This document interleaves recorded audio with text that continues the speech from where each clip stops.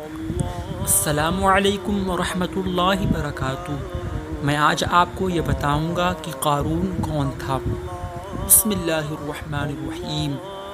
حضرت ابن عباس رضی اللہ تعالی عنہما فرماتے ہیں کہ قارون موسیٰ علیہ السلام کا چچا زاد بھائی تھا، اور ابراہیم نخعی، عبداللہ بن حارث بن نوفل، سماک بن حرب، قتادہ، مالک بن دینار، ابن جریح رحمۃ اللہ علیہ اجمعین کی بھی یہی رائے ہے۔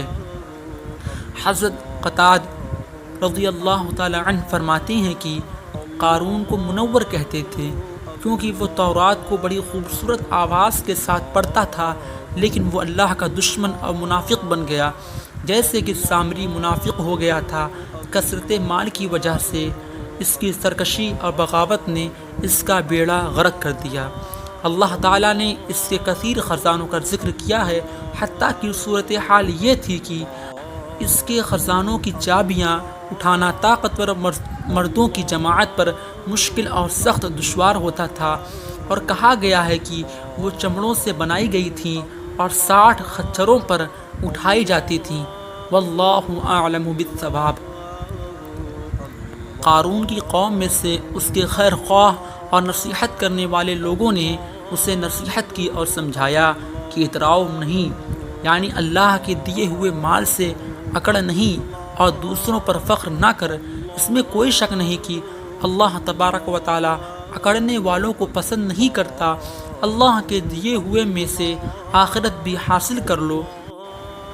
ان لوگوں کا قارون کو سمجھانے کا مقصد یہ تھا کہ تیری کوششیں اور تیری محنت زیادہ تو آخرت کے لیے ہونی چاہیے، کیونکہ وہ ہمیشہ کا گھر ہے، اور اس کے ساتھ دنیا کا حصہ نہ بھول کہ حلال اور پاک چیزیں حاصل کرو اور کھاؤ، لذت اٹھاؤ، اور غریب و مسکین پر، اللہ کی مخلوق پر احسان بھی کرتے رہو، جیسا کہ اللہ رب العزت نے تجھ پر احسان فرمایا ہے۔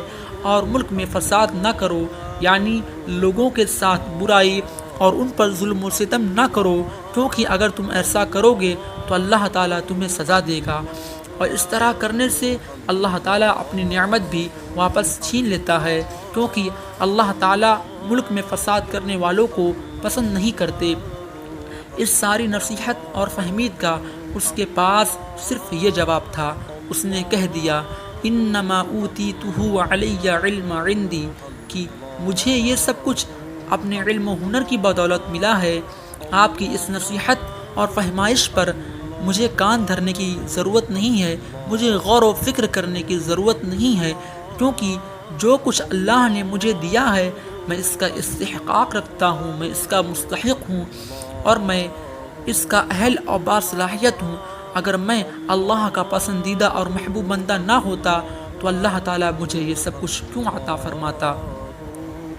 ان لوگوں کا قارون کو سمجھانے کا مقصد یہ تھا کہ تیری کوششیں اور تیری محنت زیادہ تو آخرت کے لیے ہونی چاہیے، کیونکہ وہ ہمیشہ کا گھر ہے، اور اس کے ساتھ دنیا کا حصہ نہ بھول کہ حلال اور پاک چیزیں حاصل کرو اور کھاؤ، لذت اٹھاؤ، اور غریب و مسکین پر، اللہ کی مخلوق پر احسان بھی کرتے رہو، جیسا کہ اللہ رب العزت نے تجھ پر احسان فرمایا ہے۔ اور ملک میں فساد نہ کرو، یعنی لوگوں کے ساتھ برائی اور ان پر ظلم و ستم نہ کرو، کیونکہ اگر تم ایسا کرو گے تو اللہ تعالیٰ تمہیں سزا دے گا، اور اس طرح کرنے سے اللہ تعالیٰ اپنی نعمت بھی واپس چھین لیتا ہے، کیونکہ اللہ تعالیٰ ملک میں فساد کرنے والوں کو پسند نہیں کرتے۔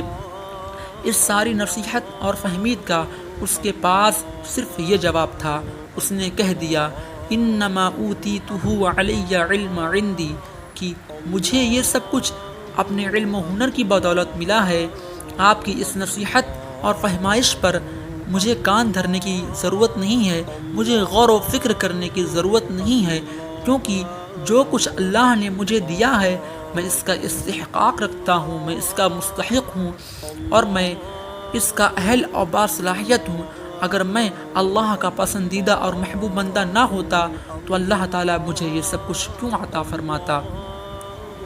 ان لوگوں کا قارون کو سمجھانے کا مقصد یہ تھا کہ تیری کوششیں اور تیری محنت زیادہ تو آخرت کے لیے ہونی چاہیے، کیونکہ وہ ہمیشہ کا گھر ہے، اور اس کے ساتھ دنیا کا حصہ نہ بھول کہ حلال اور پاک چیزیں حاصل کرو اور کھاؤ، لذت اٹھاؤ، اور غریب و مسکین پر، اللہ کی مخلوق پر احسان بھی کرتے رہو جیسا کہ اللہ رب العزت نے تجھ پر احسان فرمایا ہے، اور ملک میں فساد نہ کرو، یعنی لوگوں کے ساتھ برائی اور ان پر ظلم و ستم نہ کرو، کیونکہ اگر تم ایسا کرو گے تو اللہ تعالیٰ تمہیں سزا دے گا، اور اس طرح کرنے سے اللہ تعالیٰ اپنی نعمت بھی واپس چھین لیتا ہے، کیونکہ اللہ تعالیٰ ملک میں فساد کرنے والوں کو پسند نہیں کرتے۔